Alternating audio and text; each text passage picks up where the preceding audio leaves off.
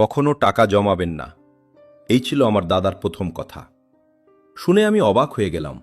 সবাই বলে টাকা জমাও, ভবিষ্যতের জন্য জমাও, কিন্তু দাদা হেসে বললেন, না, শুধু জমালেই হবে না, টাকাকে বাড়াতে হবে। তার গল্পটা শুনুন। একটা ছোট গ্রামে একজন বৃদ্ধ মানুষ ছিলেন। লোকে তাকে অলস বলতো। তিনি কাজ করতেন না। প্রতিদিন একটা বড় গাছের নিচে বসে থাকতেন, আকাশের দিকে তাকাতেন, রাস্তার দিকে তাকাতেন আর স্বপ্ন দেখতেন। বলতেন, একদিন একটা দোকান খুলব, একদিন গরু কিনব, একদিন ধনী হয়ে যাব। কিন্তু সেই একদিন আর আসত না। তিনি শুধু স্বপ্ন দেখতেন, কাজ করতেন না। প্রথমে লোকে হাসত, পরে হাসা বন্ধ করে দিল, শুধু দুঃখ বন্ধ করে দিল। শুধু দুঃখ পেত তাকে দেখে। তার স্ত্রী ঘরের কাজ করতেন, রান্না, কাপড় ধোয়া, পরিষ্কার করা, সংসার সামলানো। একদিন সন্ধ্যায় তিনি আস্তে করে বললেন, স্বপ্ন সুন্দর, কিন্তু স্বপ্ন দিয়ে পেট ভরে না। আমাদের টাকা দরকার, কাজ দরকার। বৃদ্ধ মাথা নাড়ালেন আর বললেন, একদিন একদিন একটা পথ পাব। দিন গেল, মাস গেল, বছর গেল। জীবন কঠিন হয়ে উঠল, খাবার কমে গেল, টাকা প্রায় শেষ। এক রাতে বৃদ্ধের ছোট নাতি তার কাছে এলো।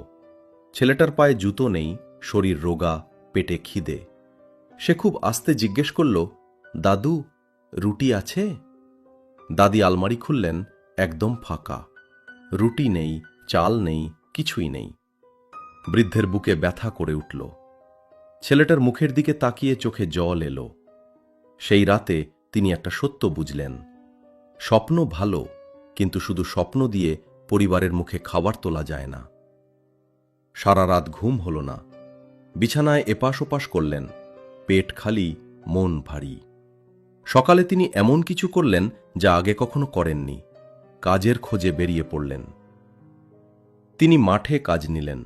রোদ ছিল কড়া, মাটি শুকনো। ভারী যন্ত্রপাতি বহন করলেন, ঘণ্টার পর ঘণ্টা কাজ করলেন। পিঠ ব্যথা হল, পা জ্বলল, হাত শক্ত ও খসখসে হয়ে গেল। প্রতিদিন রাতে ক্লান্ত শরীরে বাড়ি ফিরতেন।